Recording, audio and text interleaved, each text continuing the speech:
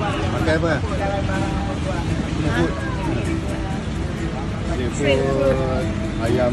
Nasi ayam penyet. Ayam penyet. Tadi aku ingin order lain tapi dah try ni. Sedap lah. Dia simple je. Ada ayam, ada sambal, ada kopi sikit, ada nasi. Harga aku tak tanya lagi. Tapi aku rasa tak mahal sangat pasal ini street food. So aku tengah tunggu aku punya ayam penyet. Ayam penyet jalanan. Ini nama tempat dia adalah Tamrin ni sebenarnya. Ya, terima kasih. Okey, dah sampai. Bang. Simple dia. Ada ayam. Ada ayam, ada sambal, ada kopi, ada nasi. Jom kita menikmati. Tambah.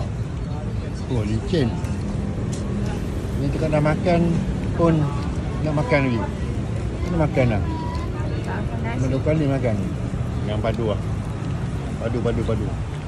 Kaki 5 Jakarta. Okey, yang ni dekat stesen BNI City. Okay, aku try kopi. Tapi kopi ni dia ada bubuk. Dia ada apa? Dia punya habuk tu memang dia sekali kan. Aduh.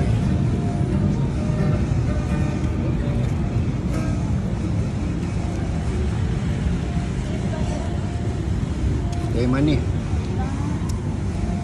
Manis lah pula.